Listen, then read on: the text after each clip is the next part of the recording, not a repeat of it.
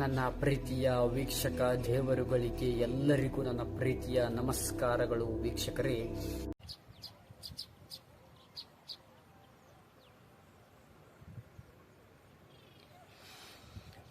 ಇವತ್ತು ನಾನು ನಿಮಗೆ ಒಂದು ವಿಷಯವನ್ನು ಹೇಳಲು ಹೊರಟಿರುವೆ. ಆ ವಿಷಯ ಯಾವುದು ಎಂದರೆ, ಜೀವನದಲ್ಲಿ ಸ್ಫೂರ್ತಿದಾಯಕ ಮಾತುಗಳು ಹಾಗೂ ಸ್ಫೂರ್ತಿದಾಯಕ ನುಡಿಗಳು ಮತ್ತು ಸ್ಫೂರ್ತಿದಾಯಕ ವಿಡಿಯೋಗಳು ಯಾವುದೂ ಸಹ ನಮ್ಮಲ್ಲಿ ಅವುಗಳು ಶಾಶ್ವತವಾಗಿ ಉಳಿಯುವುದಿಲ್ಲ ಮತ್ತು ಉಳಿದರೂ ಸಹ ಅದರಿಂದ ನಮಗೆ ಉಪಯೋಗ ಆಗಬೇಕಾದದ್ದು ಆಗುವುದಿಲ್ಲ.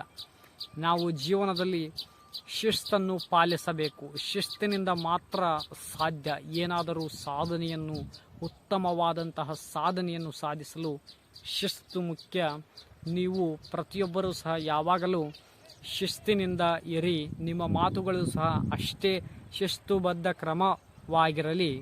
ಪ್ರತಿಯೊಬ್ಬರೂ ಸಹ ನೀವು ನೋಡಲು ಹೇಗೆ ಇರಲಿ, ನಿಮ್ಮ ಮಾತುಗಳು ಶಿಸ್ತಿನಿಂದ ಇರಬೇಕು. ಇಲ್ಲವಾದರೆ ನೀವು ನೋಡಲು ಶಿಸ್ತಿನಿಂದ ಇದ್ದರೂ ಸಹ ನಿಮ್ಮ ಮಾತುಗಳು ಶಿಸ್ತಿನಿಂದ ಕಲಿಯಬೇಕು ಜೀವನದಲ್ಲಿ ಪ್ರತಿಯೊಬ್ಬರು.